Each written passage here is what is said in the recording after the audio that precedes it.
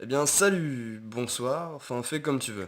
Parlons peu, parlons bien. On se retrouve pour parler du miel. On consomme près de 40 000 tonnes de miel par an, ce qui représente au niveau individuel près de 1,3 kg annuellement. Toi et moi, on sait tous à quoi ressemble le miel. En théorie, c'est de l'eau, du fructose, du glucose, des autres sucres, ainsi que des vitamines, enzymes, sels minéraux, etc. Bref, c'est essentiellement composé de sucre sous différentes formes. Mais en pratique, c'est bien différent, et les firmes internationales oublient souvent de nous l'indiquer, nous consommateurs. Parlons un peu de la filière apicole, qui est en déclin depuis une dizaine d'années dû à des aléas climatiques ou d'autres facteurs externes. On a une réelle baisse de la production au niveau national.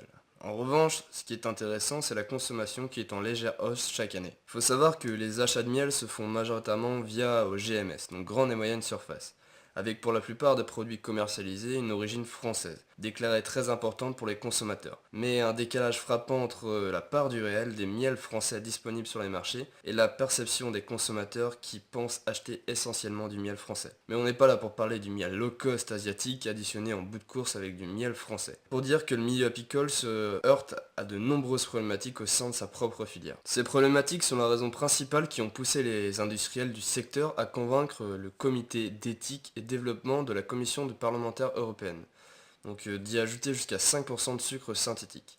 Personnellement, pour que l'UE autorise l'incorporation de ces substances synthétiques dans le miel, c'est qu'il y a des pots de vin qui sont tombés dans les poches de certains membres de la Commission européenne. Fort heureusement pour toi et moi, c'est extrêmement réglementé, et des contrôles sont faits régulièrement pour détecter les sucres synthétiques, qui sont principalement composés de sucre provenant de maïs ou de canne à sucre. D'après la répression des fraudes, près de 18% des pots de miel contiendraient du sucre industriel. Mais ces enculés d'industriels se rabattent sur d'autres sucres intraçables pour les analyses.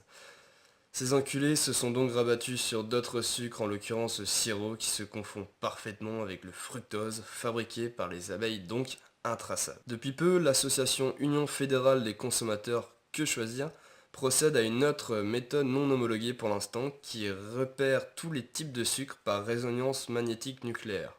On obtient ainsi la carte d'identité moléculaire du miel et les résultats sont saisissants. C'est près de 6 pots sur 20 qui contiennent du sucre synthétique.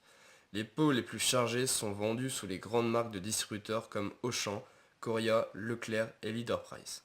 Et pour couronner le tout, le miel synthétique de certains industriels vient d'obtenir le très rare et élogieux label européen Bio-Europe. En effet, la fabrication du miel de synthèse étant contrôlée par un processus industriel très rigoureux, les industriels peuvent garantir qu'aucun pesticide de synthèse n'entrera dans la composition de leur miel. Et dis-moi ce que t'en penses dans les commentaires et oublie pas de t'abonner.